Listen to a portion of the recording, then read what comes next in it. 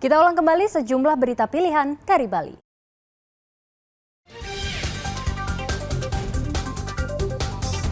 Harga beras di sejumlah pasar tradisional di Kabupaten Badung masih tinggi.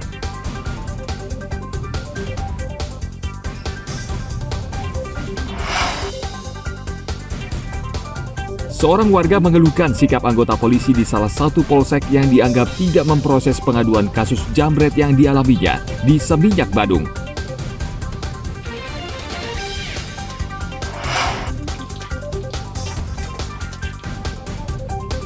Menikmati kuliner nasi tahu Nisarti Sukawati yang telah ada sejak tahun 1963 lalu.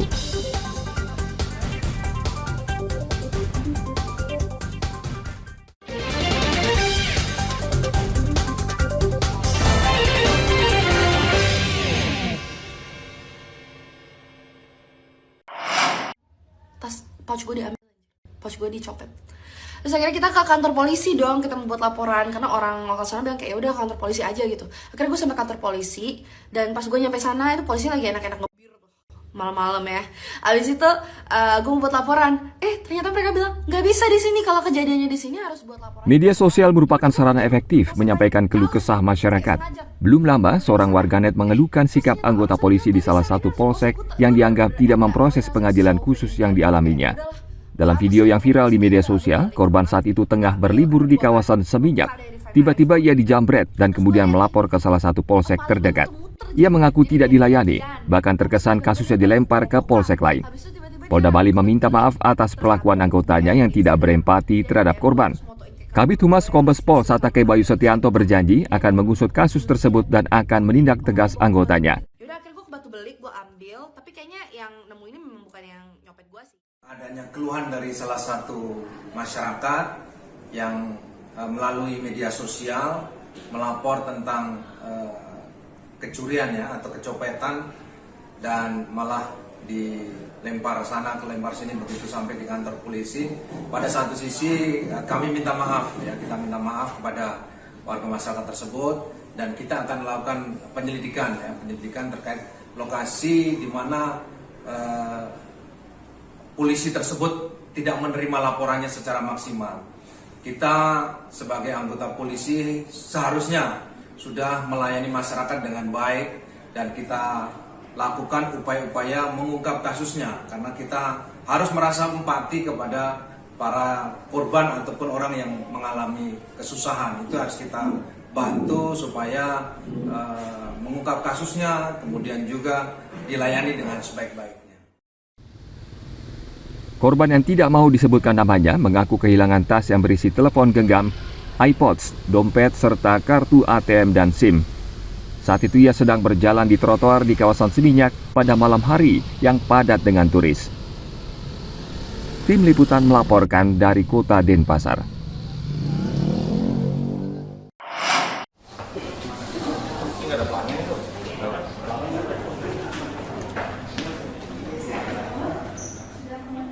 Divisi Imigrasi Kanwil Kumham Bali telah memeriksa 3 petugas imigrasi yang dituduh memeras turis Australia hingga belasan juta rupiah. Dari pemeriksaan Kepala Divisi Imigrasi Kanwil Kumham Bali, Baron Iksan, Rabu pekan lalu mengatakan, ketiga anggotanya mengaku tidak menerima uang sebagaimana yang dituduhkan Monique Sutherland. Pihak imigrasi juga sudah meminta keterangan maskapai Batik Air serta Angkasa Pura untuk memastikan kebenaran tuduhan tersebut. Kali tidak ada meminta uang atau menerima uang dari Monique sejumlah berapapun. Ini diperkuat oleh BAP dan surat pernyataan dari petugas ground handling Batik Air yang pada saat itu mendampingi petugas kami melakukan pendaratan terhadap Monique. Jadi tolong digarisbawahi bahwa pada saat itu ada saksinya. Kemudian setelah peristiwa ini meledak di Australia, kami langsung melakukan investigasi internal. Kemudian kami sudah coba untuk menghubungi Monik dan ibunya melalui berbagai media, baik WhatsApp, email maupun media-media sosial. Namun yang bersangkutan tidak merespon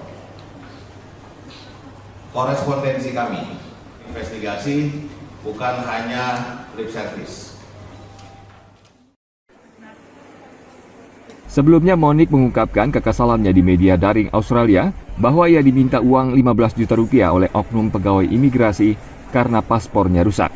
Dari hasil penelusuran imigrasi, Monik tiba di Bali 5 Juni 2023 bersama ibunya. Petugas imigrasi sempat memeriksanya di ruangan khusus karena paspornya rusak terkena cairan. Namun petugas akhirnya mengizinkan Monik masuk ke Indonesia melalui Bali dengan menggunakan visa on arrival. Tim Liputan melaporkan dari Kabupaten Badung.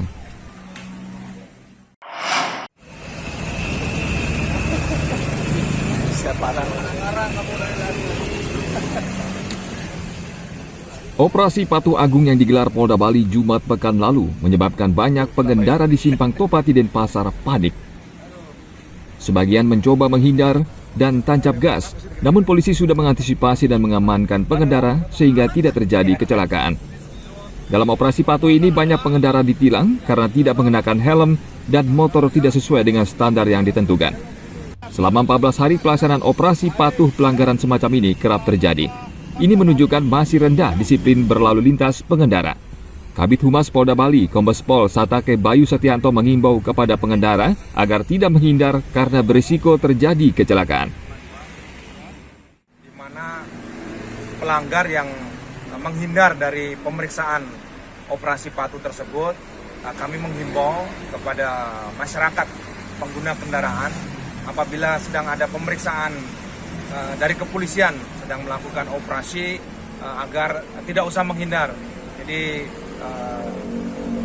didatangi saja kemudian disampaikan permasalahannya. Kalau memang pada satu sisi kalau lengkap pasti tidak akan dilakukan penindakan.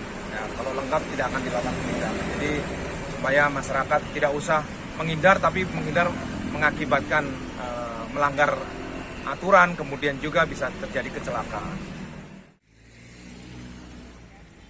Petugas menerapkan beberapa metode penindakan kepada pelanggar lalu lintas, antara lain tilang elektronik, tilang stasioner, dan tilang mobile. Operasi Patuh Agung 2023 berlangsung sejak tanggal 10 Juli hingga 23 Juli 2023 mendatang. Tim Liputan melaporkan dari Kota Denpasar.